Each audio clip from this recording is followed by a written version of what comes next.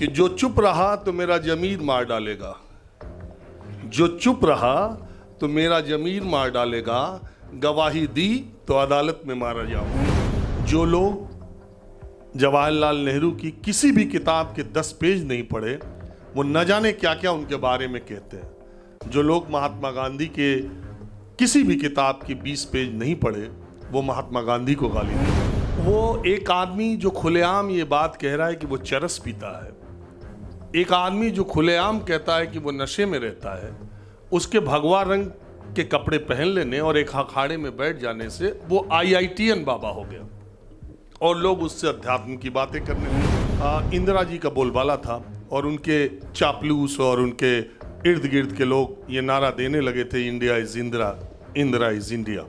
ऐसे ही जैसे आजकल अगर आपने प्रधानमंत्री मोदी के खिलाफ कुछ बोला तो ऐसे लगता है कि वो राष्ट्र के खिलाफ हो गया, अगर आपने बीजेपी के खिलाफ कुछ बोला तो आप देश के खिलाफ हो। इस सोशल मीडिया ने तर्क संगत व्यक्तियों को तर्कहीन बना दिया, सोचने समझने की क्षमता खत्म कर दी। सत्ता का चरित्र एक है, उसके चेहरे अलग अलग हैं।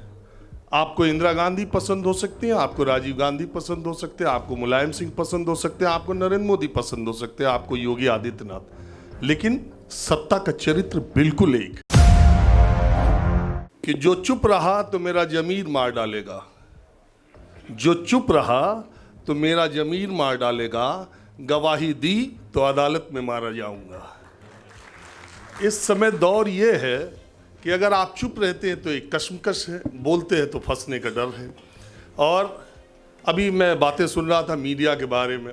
अक्सर से जब मीडिया की चर्चा होती है तो बात ये होती है कि अब वो नैतिकता नहीं है, अब मीडिया का स्तर बहुत गिरता जा रहा है। और दरअसल बात ये है, और पहले के ज़माने में ऐसा था, अब के ज़माने में ऐसा है। मेरी सोच, मेरी मान्यता इस सबसे अलग है। मैं सोचता ये हूँ कि अगर मुझसे अच्छे वाली पीढ़ी बहुत नैतिक थी तो हम लोग अनैतिक कैसे हो गए? अगर वो अच्छे थे तो हम खराब कैसे हो गए? अगर पिता अच्छा होगा तो पुत्र खराब कैसे हो जाएगा? एक हो सकता है, अगर उसके 3 होंगे तो तीनों तो नहीं हो सकते। सब तो खराब नहीं हो सकती, पूरी पीढ़ी खराब नहीं हो सकती। पहली बात तो मेरी मान्यता ये है। दूसरी बात, जहाँ तक नैतिकता की बात आती है, सार्वजनिक जीवन में, पारिवारिक जीवन में, अगर मीडिया में आप नहीं है, किसी भी फील्ड में है, तो आप सबको अपने सीने पर हाथ रख के सोचना चाहिए कि कितने जायज़ तरीक़ों से, कितने नैतिक और मानवीय मूल्यों से हम अपनी ज़िंदगी बसर कर रहे हैं। क्या हम ऐसा कर रहे हैं? एक इंसान के तौर पर हमारे मानवीय और नैतिक मूल्य कम होते जा रहे हैं कि सिर्फ मीडिया या कोर्ट या जीवन के अलग अलग क्षेत्रों में काम करने वाले लोगों को की समीक्षा करना। मैं नहीं मानता जो अभी लोग कहते हैं मीडिया में बिखराव, मीडिया इस तरफ है, उस तरफ है, कोई नाम दे दीजिए। आप बताइए, आज़ादी के बाद मैंने मीडिया के हर चरण को पढ़ा है, राजनीति के हर चरण को पढ़ा है। आप बताइए, मैं हमेशा एक बात कहता हूँ, सत्ता का चरित्र एक है, उसके चेहरे अलग अलग हैं। आपको इंदिरा गांधी पसंद हो सकती हैं, आपको राजीव गांधी पसंद हो सकते हैं, आपको मुलायम सिंह पसंद हो सकते हैं, आपको नरेंद्र मोदी पसंद हो सकते हैं, आपको योगी आदित्यनाथ, लेकिन सत्ता का चरित्र बिल्कुल एक।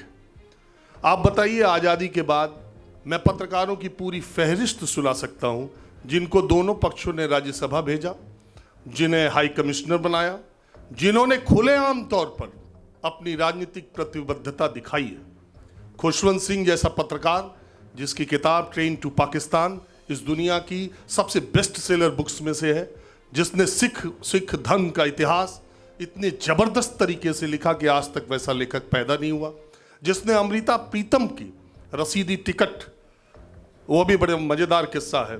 अमृता प्रीतम इतनी बड़ी पंजाबी की लेखिका, उनके सारे ट्रांसलेशन खुशवंत सिंह ने किए। अमृता प्रीतम, बड़ी मज़ेदार बात है, एक बार उन्होंने खुशवंत सिंह से कहा कि मैं अपनी जीवनी लिखना चाहती हूँ, तो उन्होंने कहा तुम्हारी जीवनी तो रसीदी टिकट पे आ जाएगी। एक साहिर लुधियानवी और एक इमरोज़, 2 ही पुरुष तुम्हारी ज़िंदगी में आए, ये तो रसीदी टिकट में तुम्हारी बायोग्राफी आ जाएगी। तो अमृता प्रीतम ने अपनी बायोग्राफी का नाम, ऑटोबायोग्राफी का नाम रसीदी टिकट रखा, वो भी इंग्लिश में, खुशवंत सिंह ने। खुशवंत सिंह जैसे प्रकांड विद्वान जो इस धरती ने पैदा किए, इस मुल्क ने, उसमें एक आदमी वो भी हैं। उनके जैसा प्रकांड विद्वान अगर इमरजेंसी का समर्थन करता है, इंदिरा गांधी का समर्थन करता है, और इंदिरा गांधी सत्ता में वापस आने के बाद उन्हें राज्यसभा भेजती हैं, तो ये क्या है? उन्हीं के शागिर्द कुलदीप नैयर, जो इस देश के सबसे मूर्धन्य पत्रकारों में से एक माने जाते हैं, उनकी किताबें एक दस्तावेज है। और जब देवगौड़ा सरकार बनती है, जब गुजराल सरकार बनती है, पूरा जिक्र है किताबों में।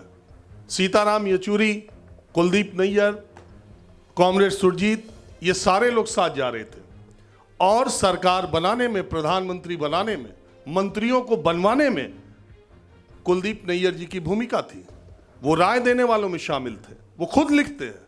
और तमाम राजनीतिक विचारकों ने, लेखकों ने और नेताओं ने ये लिखा है कि कुलदीप नैयर की कितनी महत्वपूर्ण भूमिका उस गैर कांग्रेसी सरकार को बनवाने में थी। इस देश के लब्ध प्रतिष्ठित पत्रकार हैं, उन्हें 1997 में राज्यसभा भेजा गया।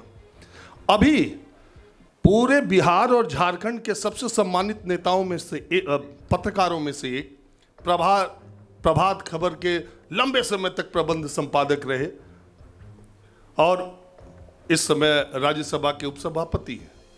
अभी बीजेपी ने दोनों तरफ का, मैंने कहा ये मैं लिस्ट पूरी सुना सकता हूं। जब मंत्री बनाए गए, जब राज्यसभा भेजे गए, जब गवर्नर बनाए गए, जब हाई कमिश्नर बनाए गए पत्रकार। दूसरी बात, जो लोग ये कहते हैं कि पत्रकार को निष्पक्ष होना चाहिए, तटस्थ होना चाहिए, उसकी वैचारिकी नहीं होनी चाहिए, उसका विचारधारा न हो, मैं इसका भी खंडन करता हूं। इंसान और जानवर में फर्क क्या है? इंसान के पास विजडम है, इंसान मुस्कुराता है, इंसान सेंसिटिव है, अपनी रिश्तेदारी, अपने शागिर्द, अपनी दोस्ती मित्रता निभाना जानता है, उसके अंदर एक सामाजिक सरोकार की भावना है। ये 3-4 बातें हैं जिससे इंसान और जानवर अलग होता है। कोई जानवर हंसता नहीं, किसी जानवर में अच्छे और बुरे का ज्ञान नहीं होता, कोई जानवर किसी वैचारिकी और विचारधारा से प्रभावित नहीं होता। इंसान वो इंसान है ही नहीं जिसकी कोई विचारधारा न हो। विचार शून्यता वाला कोई भी इंसान जानवर के बराबर है। और अगर आपके अंदर विचार होगा और अगर आप सोचेंगे और मुद्दों को समझने की कोशिश करेंगे तो आपको कोई ना कोई विचारधारा आकर्षित करेगी। शायद वो दक्षिणपंथी हो, शायद वो वामपंथी हो, चाहे वो समाजवादी हो, लेकिन बिना प्रभावित हुए आप नहीं रह सकते।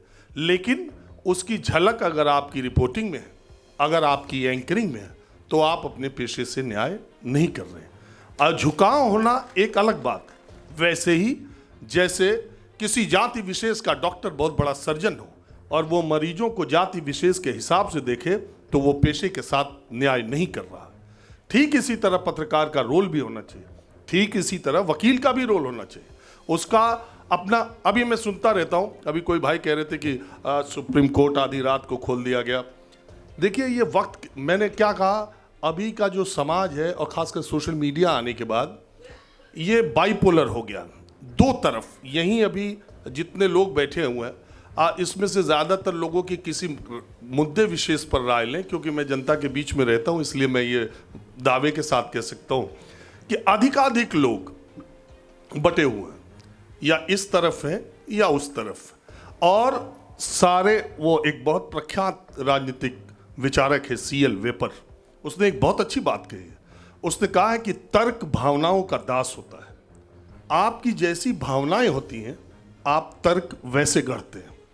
तो आप तर्क देते हुए, किसी भी बात का तर्क देते हुए आप एक बार विचार जरूर करना चाहिए कि कहीं आप भावनाओं के बहाव में, भावनाओं के प्रभाव में अपना तर्क तो नहीं दे रहे।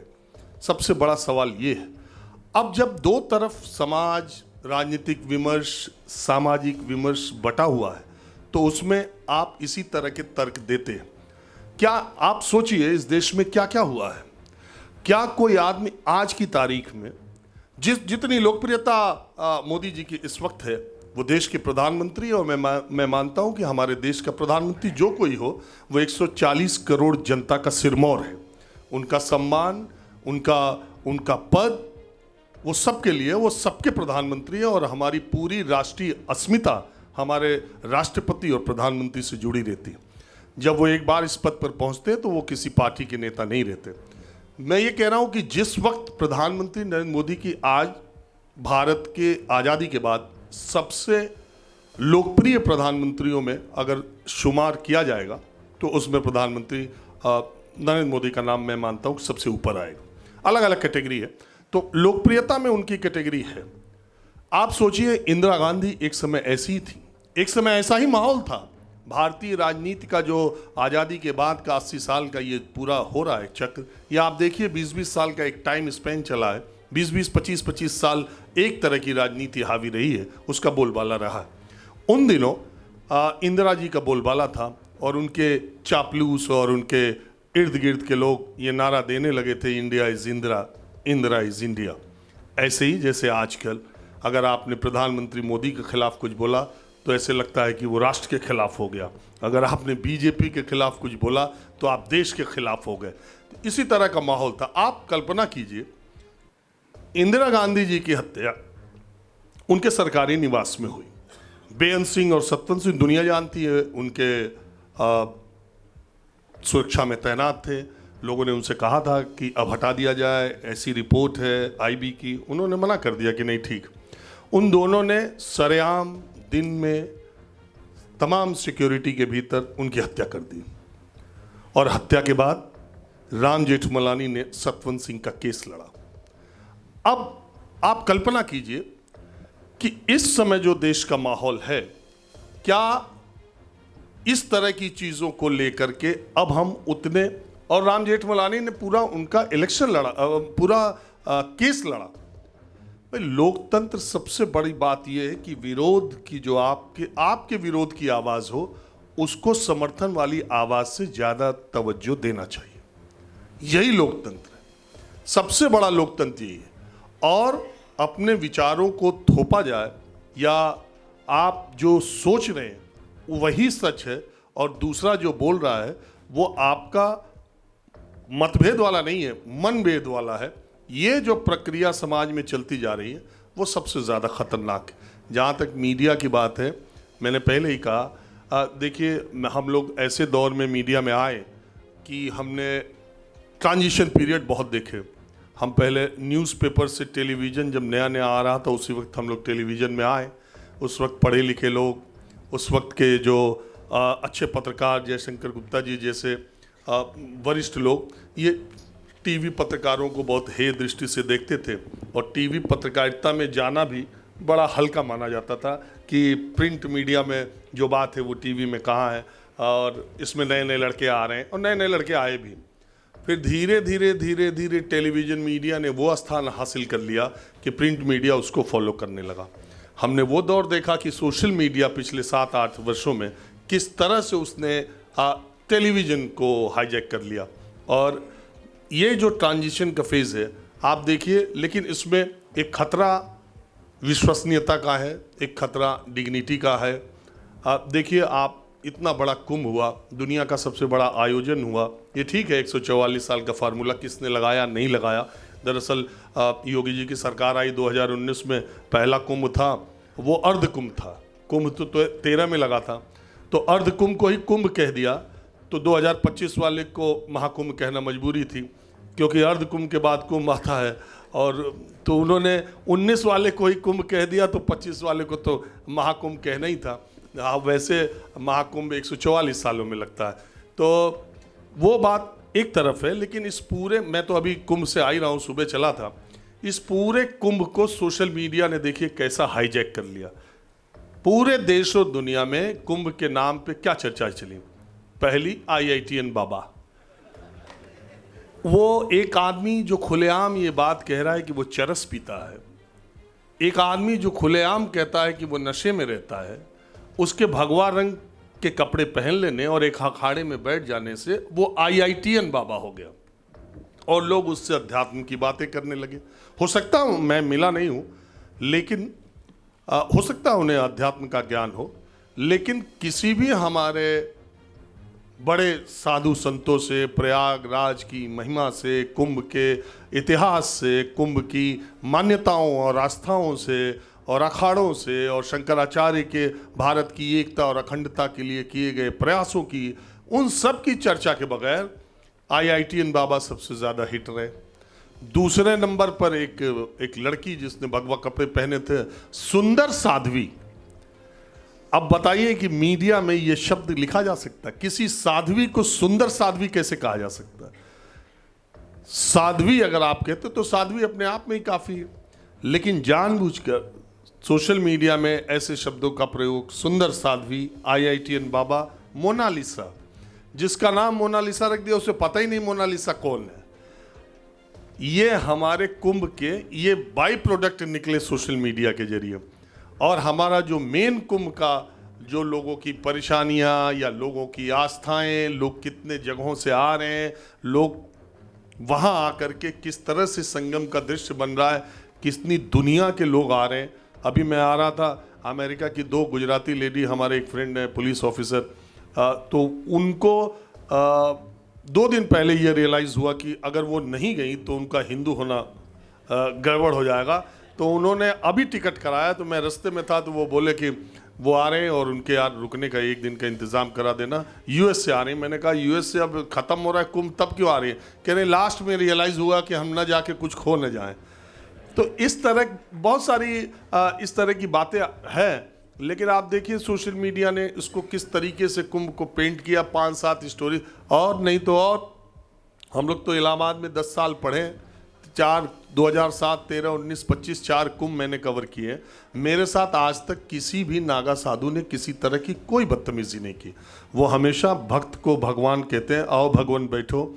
हम लोग जब स्टूडेंट्स थे तो वो हमें पैसे भी दे देते थे, शाम को जाते वक्त थोड़ा इमोशनल हम लोग मारते थे, 100-200 की चीज़ें लेकर के वो आए।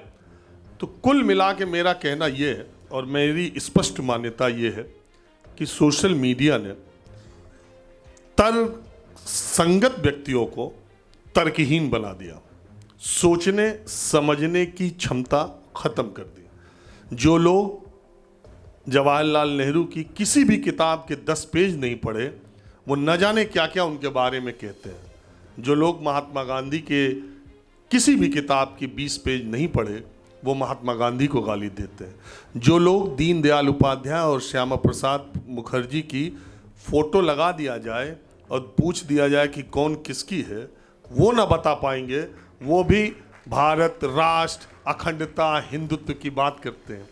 जो लोग गुरु गोलवलकर और हेडगेवार जी में आगे पीछे नहीं बता पाएंगे, वो लोग भी ये जो RSS की बात करते हैं, ये जो हिंदुत्व की बात करते हैं, तो मुझे बड़ा अजीब सा लगता है। इसमें कोई दो राय नहीं कि इस देश में वैचारिक स्तर पर, विचारधारा के स्तर पर 2 विचारधाराएं एक साथ शुरू हुई। भारत की आज़ादी से पहले 1925-24 में कम्युनिस्ट आंदोलन और 25 में RSS, दोनों की विचारधाराएं विपरीत थी। आर्थिक मामलों में उनकी समझ विपरीत, धर्म के मामले में उनकी समझ विपरीत, समाज के मामले में उनकी सोच विपरीत। दोनों 100 साल से इस देश में चल रहे हैं। पहले राजनीतिक रूप से कम्युनिस्टों को ज्यादा फायदा हुआ, कम्युनिस्ट ज्यादा प्रभावी हुए देश के उन इलाकों में जहां आर्थिक असमानता थी। देखिए कितनी इंटरेस्टिंग बात है कि जब सरदार पटेल, महात्मा गांधी के निधन के बाद RSS पे बैन लगा, मैं बहुत इतिहास की बातें नहीं, मैं हल्की फुल्की बातें इसलिए सुना रहा हूं कि उससे लोगों के सोचने समझने का, मुझे लगता है कि हर आदमी को किताबें पढ़नी चाहिए और उसे मूल पाठ अगर पढ़े तो बहुत सारी भ्रांतियां जो उसके दिमाग में है वो निकल जाएंगी। और ये बातें तभी निकलेंगी जब आपके पास फैक्ट होगा। व्हाट्सएप और फेसबुक तो पागल बनाने का काम करता है, एक एक चीज़ ऐसी ऐसी भेज देता है, उसकी सत्यता कहीं प्रमाणित नहीं। तो मैं ये कह रहा हूँ कि सरदार पटेल की मृत्यु के बाद, गांधी जी की मृत्यु के बाद जब RSS पे बैन लगा और RSS अपना काम तेजी से कर रहा था, और उसी समय पश्चिम बंगाल में कम्युनिस्ट मूवमेंट भी, और ज़्यादातर देखिए विचारधारा के प्रति कोई बेवकूफ़ मूढ़ व्यक्ति कोई विचारधारा का प्रतिपादन नहीं कर सकता। मौलिक विचार के लिए तो आदमी का इंटेलिजेंट और ब्रिलियंट होना बहुत ज़रूरी है। श्यामा प्रसाद मुखर्जी, आपको मालूम है कि देश के सबसे कम उम्र के विश्वविद्यालय के कुलपतियों का रिकॉर्ड अभी भी उनके नाम। और ऐसी जगह पर मैं तो उनके घर भी गया हूं, आशुतोष मुखर्जी उनके फादर बहुत ही लर्नेड आदमी थे। ऐसी जगह पे जहां कम्युनिस्ट इतनी तेजी से आगे बढ़ रहे थे, ऐसी जगह पे जहां विभाजन की विभीषिका, पश्चिम बंगाल और पंजाब 2 राज्य ऐसे हैं जिन्होंने विभाजन की विभीषिका बहुत झेली। ऐसी जगह पे जहां माहौल बहुत टेंस था, वहां पर श्यामा प्रसाद मुखर्जी ने गुरुजी के साथ मुलाकात में कहा कि ये आरएसएस या एनजीओ टाइप संगठन से और समाज सेवा से कुछ नहीं होगा, ये सूबे के वंदना से और शाखाओं से कुछ नहीं होगा। गुरुजी भी उनकी बात से सहमत थे। उन्होंने कहा कि हमें राजनीतिक ऑर्गेनाइजेशन, पॉलिटिकल ऑर्गेनाइजेशन खड़ा करना चाहिए। फिर श्यामा प्रसाद मुखर्जी ने जनसंघ की स्थापना की और वहाँ से चलते चलते 1950, अब 100 साल पूरा हो रहा है। और देखिए समय का कालचक्र कि आज देश की राजनीति से कम्युनिस्ट, अब वो उनकी चर्चा खत्म सी हो गई है और एक तरह से भगवा लहरा रहा है। ज़्यादातर मानचित्र पर आप देखें तो वैचारिक दृष्टि से एक बहुत बड़ा संघर्ष चलते आया देश में, और कांग्रेस ने इस दौरान अपने को मध्यम मार्गी बनाया। जब उसे मौका लगा वो हिंदुत्व की तरह घूम गई, जब उसे मौका लगा उसने अपने आप को सेकुलरिज्म की तरफ घुमाने का काम किया। राजनीतिक दृष्टि से उसे और राजनीतिक दलों का ध्येय, अगर आप पॉलिटिकल साइंस पढ़ेंगे और राजनीतिक दल का चैप्टर पढ़ेंगे तो उसमें पहले ही लाइन लिखी होती है कि हर राजनीतिक दल का उद्देश्य सत्ता की प्राप्ति। तो इस सत्ता प्राप्ति में सारे राजनीतिक दल लगे हुए हैं और हम उनके उपकरण बनते जा रहे हैं, हम उनके टूल्स बनते जा रहे हैं। जहां तो हमको उन पे दबाव डालना चाहिए, हम उनके हाथ के खिलौने बनते जा रहे हैं। वो इसलिए कि हमारे भीतर का मौलिक चिंतन खत्म हो जा रहा है, हम अपनी तार्किक शक्ति को खत्म किए जा रहे हैं, हम जानने की कोशिश कर ही नहीं रहे, हम सिर्फ मानते जा रहे हैं। जो बताया जा रहा है उसको मानते जा रहे हैं और उस पर सवाल उठाने की हमारी प्रक्रिया। अगर आप किसी चीज़ पर सवाल उठा दें तो कहेंगे ये तो मोदी विरोधी पत्रकार है, ये तो योगी विरोधी पत्रकार है। और अगर आपने दूसरे तरफ की कोई बात की तो कहेगा ये कांग्रेस परस्त पत्रकार है। तो दो ही में आप हैं, तीसरे में आप नहीं हो सकते। और इसका फ़ायदा दोनों तरफ के लोग पुरजोर उठा रहे हैं। एक तरफ मेन स्ट्रीम में एक तरह के लोग अपना फ़ायदा उठा रहे हैं, दूसरी तरफ दिन रात प्रधानमंत्री मोदी, मुख्यमंत्री योगी आदित्यनाथ, भारतीय जनता पार्टी को जल भुन के बोलते रहने वाले लोग अपनी दुकान सोशल मीडिया पर चमका रहे हैं। और ये ट्रेंड पूरे देश में चलता चला जा रहा है और ये देश के लिए ख़तरनाक बहुत है। मैं इसलिए कहता हूँ कि मुझे एक मेरे प्रशंसक मिल गए, उन्होंने कहा राजीव जी मीना मैं आपका प्रोग्राम देखे सोता नहीं हूँ। तो मुझे लगा कि हो सकता है कि इनको बहुत ज़्यादा इंटरेस्ट हुई हो। तो मैंने कहा आप कब देखते हैं? उन्होंने कहा खाना खा के लेटता हूँ, मोबाइल पेट पे रखता हूँ, आपको प्रोग्राम लगा देता हूँ और सुनते सुनते ही सो जाता हूँ। तो मैंने कहा ये सोने के लिए आप सुनते हैं? तो उन्होंने कहा पूरा तो कभी नहीं देख पाते, लेकिन आपको प्रोग्राम लगा देखे बगैर सोते नहीं। तो आप बताइए एक न्यूज़ का ऑर्गेनाइजेशन का प्रोग्राम, जैसे हम आप लोग सोने के लिए किसी ज़माने में मुशायरा लगाते थे, गज़लें सुनते थे, वैसे लोग न्यूज़ के प्रोग्राम देखते। और मैं बहुत बड़े बड़े पत्रकारों को जानता हूँ जिनके वीडियोस लोग ऐसे ही सुन रहे हैं। वो दुकान बंद करके, ऑफिस से घर जाके, खाली होके, चूँकि वो उनके मन की बात कह रहा है इसीलिए वो सिर्फ उसी को सुनेंगे, वो अपने खिलाफ वाले को सुनना नहीं चाहते। यहाँ बैठे सारे लोगों से मेरा आग्रह ये है कि जो आपकी मन की बात करे, ऐसे किसी भी पत्रकार, ऐसे किसी भी लेखक को पढ़ना और सुनना बंद कर दीजिए। जो आपके कानों में चुभता हो, अब वो आज से उसको सुनना शुरू कीजिए, आज से उसको पढ़ना शुरू कीजिए, तो आपका विचार अपने आप ही थोड़ा विस्तार लेगा। बहुत देर से मुझे मौका मिला और मैं वैसे तो बाकी जगहों पर बोलने में बहुत सहज रहता हूँ, यहाँ हर चेहरा पहचाना लगता है तो मुझे लगता है मैं यहाँ क्या बोलूँ क्या नहीं बोलूँ, नानी के आगे ननी उरे बखान, तो इस टाइप से। बहरहाल आप लोगों ने वक्त दिया, इसका बहुत शुक्रिया। नमस्कार।